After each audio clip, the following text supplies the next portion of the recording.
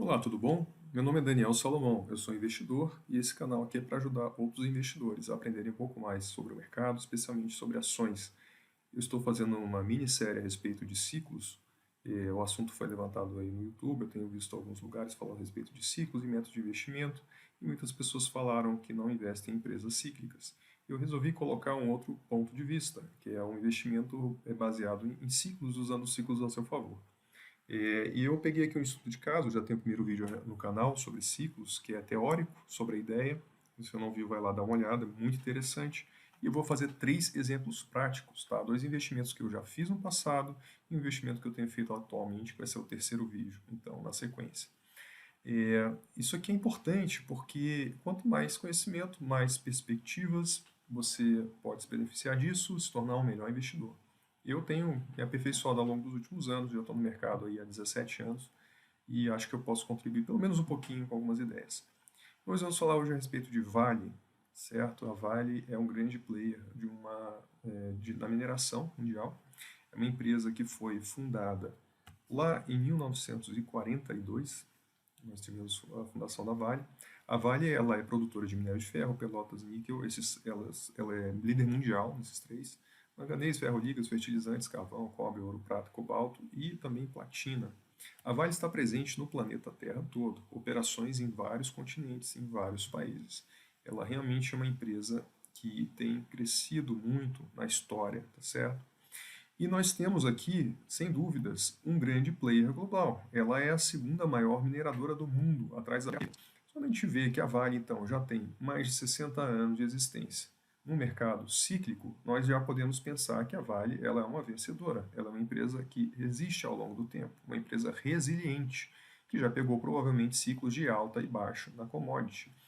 E o principal produto da Vale hoje é o minério de ferro e também pelotas, que já é um trabalho feito com minério de ferro para ter um produto ali que pode ser vendido também com já alguma modificação do seu estado original. E a Vale é a maior produtora do planeta de minério de ferro. E quanto que o minério de ferro representa hoje na produção da Vale? Então, já que ela é a maior do mundo no minério de ferro, sendo a segunda maior mineradora do mundo, provavelmente a proporção, né, do minério de ferro nas mãos das outras mineradoras é um pouco diferente. Bem, a Vale é muito dependente do preço do minério de ferro. Isso aqui é a produção agora no primeiro semestre de 2019, 82,39% de toda a produção da Vale foi em minério de ferro. Se você adicionar Pelotas, vai para mais de 95%. Então, apesar dela ter aqueles outros tipos de mineração, é muito expressivo, então, a presença do minério de ferro na Vale. Isso faz com que ela se torne realmente um player muito, muito focado em minério de ferro. Isso pode ser bom, isso pode ser ruim. É bom porque ela vai ganhando escala, como eu vou demonstrar aqui ao longo do vídeo, ela vai se diferenciando, se beneficiando muito, e ela vira uma especialista, uma perita em ciclo de minério de ferro, essa empresa. No lado ruim é que ela fica muito exposta e fica menos diversificada. Então ela fica mais exposta às viradas do ciclo do que outras empresas que têm uma diversificação um pouco maior na produção. Isso acaba fazendo, como a gente vai ver um pouco mais à frente, que a cotação da Vale siga muito o preço do minério de ferro. Bem, e como é que está a competitividade da Vale? Eu falei muito isso no vídeo anterior, né? Em momentos de ciclos, a gente vai ter uma competitividade que vai fazer com que a empresa se sobressaia. Aqui é o custo de entrega da tonelada de minério de ferro lá na China, a 62% de concentração do minério. Por que eu vou colocar na China? Porque a China é a maior consumidora atual de minério de ferro. E ela tem, assim, é uma produção importante, uma parte importante da produção da Vale e de todas as mineradoras de minério acabam indo para a China. Então a China acaba tendo um peso muito grande na formação do preço do mercado do minério de ferro. Então nós vemos aqui, ao lado direito do gráfico, o custo de produção de mineradoras de ferro lá na própria China. Poxa, elas já estão na China, não tem frete, né? Assim, não tem que atravessar o oceano, porque minério de ferro ele é muito pesado, ele é muito volumoso, isso acaba encarecendo o frete. Então, a produção lá na China, ela é uma produção que a gente pode ver aqui no termo de eficiência ruim. Para você, então, entregar, né, na China, da própria China, esse minério de ferro, a tonelada vai custar ali mais de US$ 90 em várias mineradoras, e a maioria, não, quase todas praticamente, estão situadas entre US$ 60 e US$ 90 a tonelada. Temos outros países aí. Brasil, né, outros países estão em cinza. A gente vê que tem os risquinhos vermelhos no gráfico, que são algumas mineradoras da China. Cinza é todo o resto do planeta que não seja Brasil e Austrália, porque Brasil e Austrália têm em volume uma produção muito importante do minério de ferro. Então nós temos vários risquinhos azuis aí no gráfico que já mostra o Brasil, né, tendo um custo menor que a China, mas nós temos uma variação grande. Agora, lá no lado esquerdo do gráfico, a gente tem a Austrália, um pouco mais de $30 a tonelada, e o Brasil logo em segundo lugar, né, na competitividade. Quando a gente vê, por que tem essa diferença? Né? O frete, principalmente. A Austrália, para colocar no navio e entregar na China, isso demora mais ou menos 15 dias, certo? Com o custo ali do frete do navio. O Brasil demora mais ou menos 45 dias. Então, mesmo que a gente tenha um valor de extração abaixo da Austrália, no frete a gente acaba tendo um pouquinho de dificuldade. Isso aqui, gente, é o cenário 2015. Eu vou colocar um racional da época que eu fiz o investimento na Vale, que foi em 2015 pontualmente. Eu fiz um investimento apenas na Vale, mostrando já aqui como se beneficiar do ciclo. Então, eu vou começar a falar mais dos valores daquela época. E naquela época a Vale declarava o seguinte, que eles queriam um projeto que trouxesse o patamar de custo de produção para conseguir competir com o australiano. O que ela quis dizer com isso? Ela não estava satisfeita com o segundo lugar, ela precisava ser o primeiro lugar. Isso demonstra como é que esse player, esse jogador, esse participante no mercado é diferenciado. A Vale, ela tinha então uma pretensão de se tornar o menor custo do minério de ferro do mundo, batendo a Austrália, que está do lado da China, para entregar no porto da China. E tem uma estratégia definida no negócio, não foi só uma ideia. Eles começaram a trabalhar em aumento de produtividade, redução de custos de despesas e aumento de volume, ganhando na escala. Esse aumento de volume ele vai ter vários benefícios, como eu vou falar na sequência.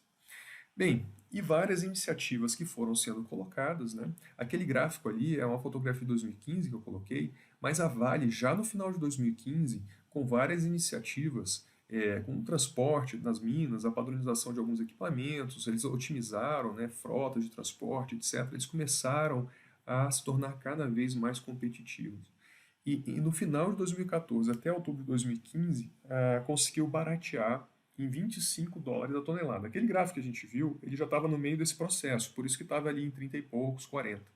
Mas no final de 2015 ela alcançou $31 por tonelada. Isso quer dizer que a Vale do Rio Doce conseguiu se tornar o menor custo do planeta. Ou seja, nós nos tornamos o número 1 no planeta em competitividade no setor. Então, se você não sabe o que significa, vai ver o primeiro vídeo que você vai entender perfeitamente. Mas a Vale não estava satisfeita. Ela não para de querer competir sempre consigo mesma e se tornar cada vez a melhor empresa do mundo. E com isso a Vale começa um projeto chamado de Projeto S11D. Na verdade, ele vai datar lá em 2003, mais ou menos, quando descobriu ali que existia minério numa região de Carajás. Na verdade, já sabia, mas foi ampliando essas descobertas e acabou se transformando no que virou o projeto S11D. E nas palavras da Vale, a implantação e desafios e soluções nessa implantação do projeto. Né? Isso aqui não no encarte, né, público da empresa, que ela foi, na verdade, publicado, e coloca o seguinte: maior projeto de minério de ferro da história da Vale e maior investimento privado do Brasil inteiro na década. E demandou anos de preparo, né? E eles estavam bem focados na mineração que eles chamavam de mineração do futuro. O que é isso? Quando esse projeto aqui foi bem concebido e foi bem estudado, a gente estava numa baixa de minério de ferro. Então ele foi implantado, esse projeto, quando a commodity minério de ferro estava numa baixa muito grande.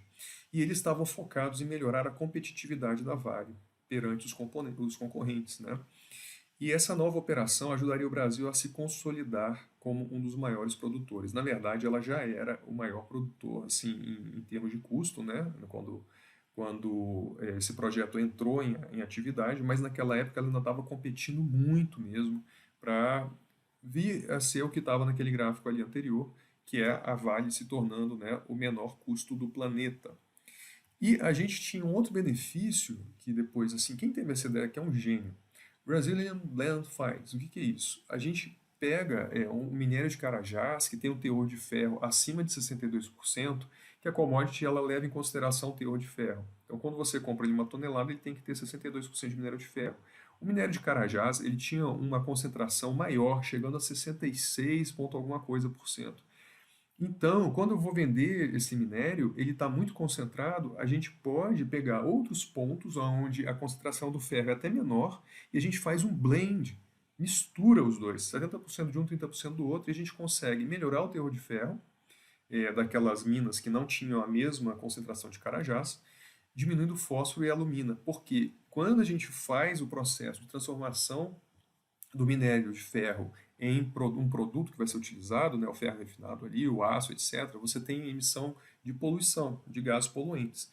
Quanto melhor a concentração do ferro, menor a poluição que se gera. Isso faz com que o preço médio desse blend aqui feito, né, pela Vale, ele tenha um prêmio de 3 dólares por tonelada. Então a gente está com um custo menor que todo mundo e na hora de vender a gente consegue cobrar um valor maior. E daqui a pouco vocês vão ver que 3 dólares não é de se desprezar, tá certo? Ainda mais em cenário de crise. Isso aqui foi a linha de tempo, né? Só para exemplificar como é que um player global, num setor cíclico, ele tem que saber jogar o jogo do ciclo. Em 2003 eles começam ali a descobrir, né, nas pesquisas, em 2006 começam a trabalhar, etc. Lá para 2009 eles vão começar o processo de licenciamento ambiental para a construção do canteiro de obra 2010. Repara, o minério de ferro estava em baixa. Eles estavam se preparando, a empresa estava se preparando para ter um custo menor ainda, para entregar, né, mais competitivo. Acontece que, como vocês vão ver no gráfico daqui a pouco, teve o ciclo de alta do minério em 2011, a empresa estava ainda executando aqui a construção dessa mina, né, desse projeto, para só em 2017 fazer o primeiro embarque, mas a operação começar em 2016. Então, uma empresa que resiste a ciclos, ela estava se preparando para um cenário e teve o boom do preço do minério de ferro. Elas estavam no meio da construção ainda.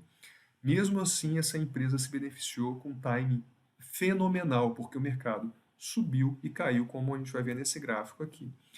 Então, ele vinha de uma baixa, mas em 2011 a gente teve um pico na cotação da commodity, né, do minério de ferro, 62%, entregue lá no porto da China, de mais de 180 dólares por tonelada.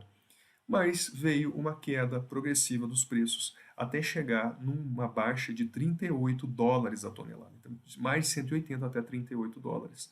Aqueles 3 dólares de diferença lá do blend agora equivalem a, sei lá, 7% aqui do preço, ou seja, a Vale competitiva até na hora também de fazer a entrega. Então a gente sai, né, desse pico lá em cima do ciclo, como a commodity aqui ela é cíclica, a gente vê aqui um pedaço apenas do ciclo de queda do valor dessa commodity, que foi de 80%. O que isso faz no mercado? Como eu falei no vídeo passado, a gente agora vai ter o seguinte cenário.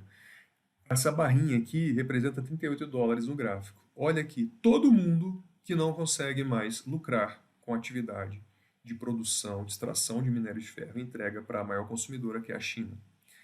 Simplesmente a gente tem a maioria das minas do planeta operando no vermelho. Começa a ter que prender o fôlego, como eu comentei. Se o ciclo for longo, essas empresas começam a quebrar, tá certo? Lembra que ele saiu de 180 dólares? Todo mundo aqui lucrava com 180 dólares. Quando a barra caiu para 90, algumas empresas mineradoras na China, uma ou outra do Brasil, uma outra australiana já começaram a ter dificuldade, as minas. Quando caiu para 60, praticamente todas as mineradoras chinesas já não conseguiam mais sobreviver. Tem subsídio de governo, tem outras situações, mas a empresa começa a não entregar valor para acionista, começa a gerar dívida, começa a ter maiores dificuldades. Nessa hora, quem consegue prender o fôlego? Austrália e Brasil. Mas lembre-se que a gente teve um incremento. Então, olha aqui. Esse pessoal não consegue mais ser competitivo, tá certo? Mas olha para onde é que foi a nossa Vale do Rio Doce.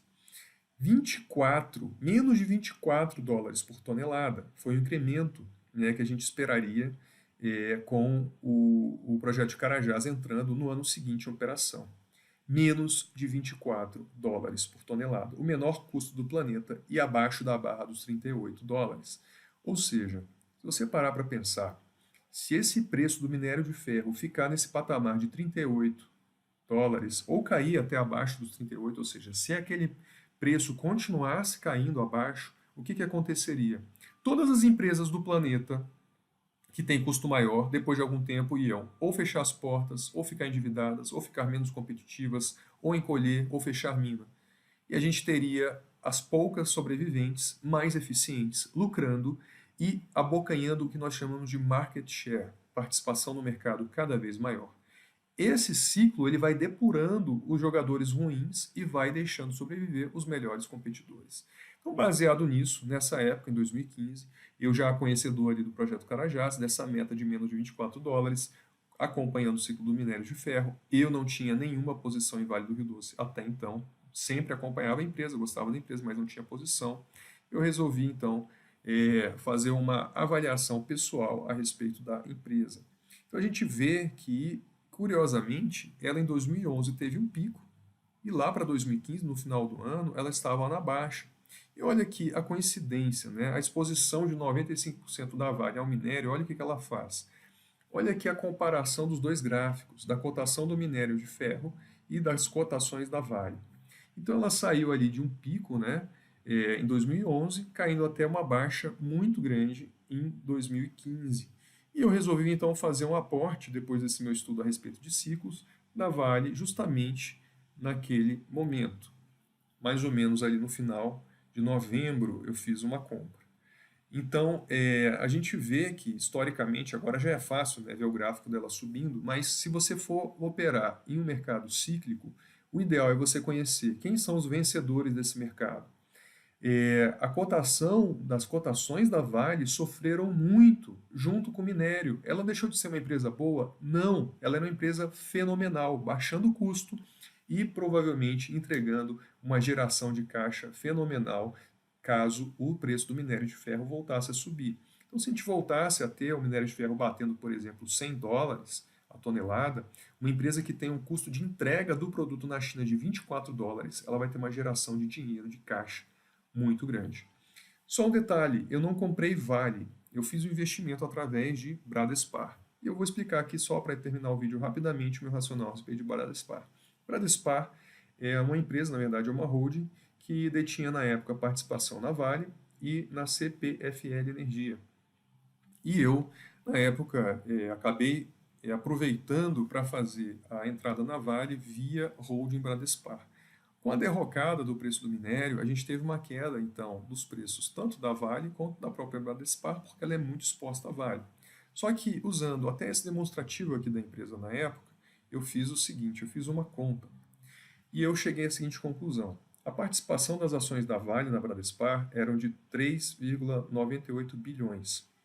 A posição da CPFL, já retirada a dívida, geravam ali então um valor quase elas por elas, né, a dívida pela CPFL, mas eu fiz a conta direitinho e a gente tinha um valor de mercado da Bradespar, ou seja, todo o valor das ações somadas da Bradespar na época era de 1,79 bilhões. O que eu fiz? Eu retirei a posição do CPFL, retirei a dívida, né, assim, deduzi a dívida, do que sobrou da dívida, depois de uma retirada ali da posição da CPFL, e eu cheguei ao valor líquido de 1,65 bilhões. E o que acontece? Para cada real de Bradespar, eu estaria comprando R$ 2,4 em ações da Vale, pela posição que a Bradespar detinha. Existe um desconto de holding que sempre vai acontecer por várias questões, administrativa, de custos, e a holding não quer dizer que ela é a Vale, ela poderia também se desfazer da posição, por exemplo. Então isso carrega algum risco.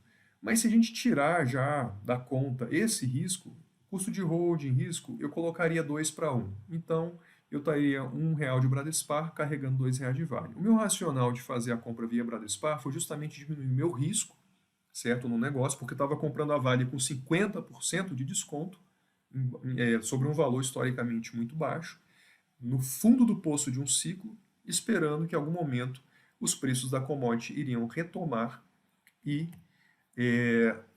naturalmente, os preços da Vale iriam subir.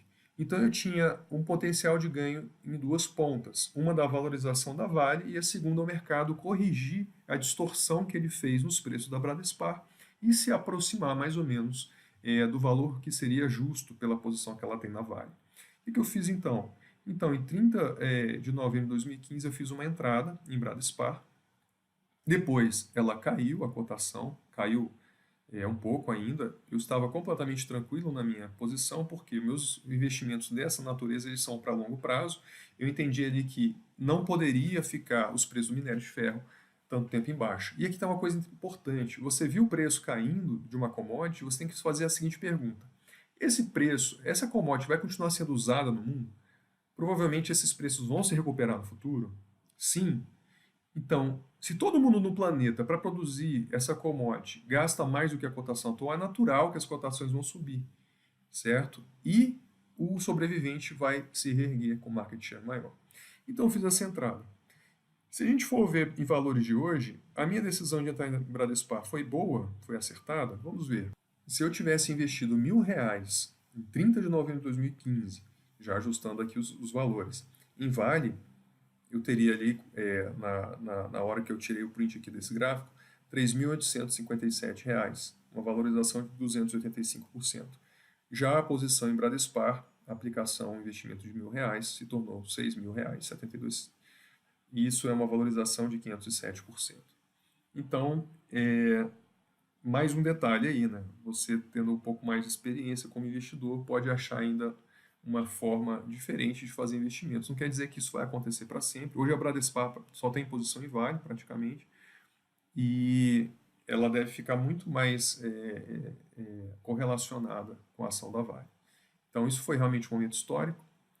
Bem, esse foi um vídeo para falar a respeito de um racional de investimento que eu fiz, aproveitando justamente a ideia dos ciclos. Com os próximos vídeos eu acho que vai ficar mais claro, cada vez mais claro, sobre outros setores, commodities ou setores, para vocês entenderem como é que se faz para aproveitar um ciclo, tá certo? Espero que tenha sido útil esse vídeo e se você gostou, comenta, compartilha com outras pessoas que estão investindo, dá uma ajuda, né? Eu fiz aqui o vídeo, gastei um bom tempo fazendo esse vídeo, você só precisa agora compartilhar rapidamente, você consegue levar conhecimento para outra pessoa, tá certo? Vamos conversar a respeito do vídeo e até a próxima.